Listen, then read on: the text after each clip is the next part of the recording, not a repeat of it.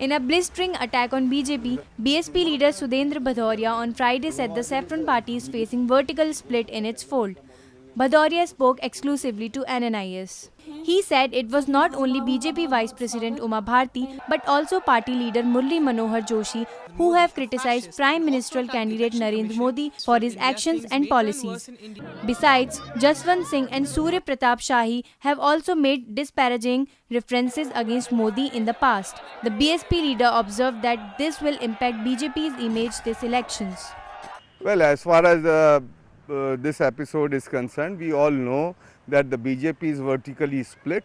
It is not only Uma Bharti, but even Mr. Murli Manohar Joshi from time to time he has made critical references to Modi.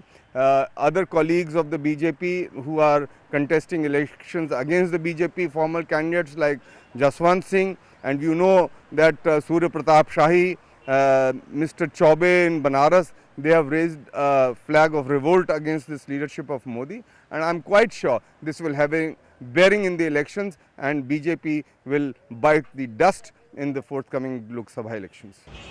He noted that the speech made by UP BJP election in charge Amit Shah in Faizabad and subsequently in Muzaffarnagar required a ban. The BSP leader accused Shah and UP Minister Azam Khan of spreading communalism in the country.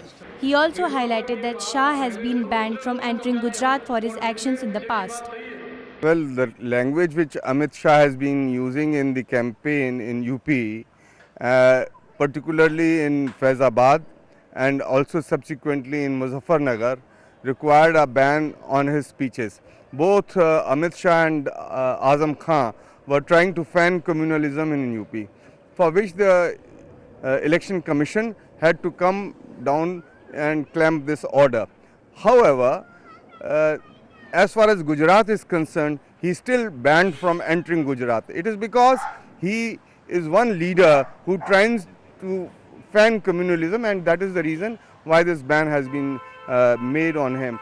He claimed that the temporary relief while lifting the ban on Shah will provide people time and space to understand BJP, Modi and Shah and their actions. I am quite sure these temporary reliefs will also make the people of UP understand that Amit Shah and BJP and Modi are dangerous for India. This report is brought to you by NNIS.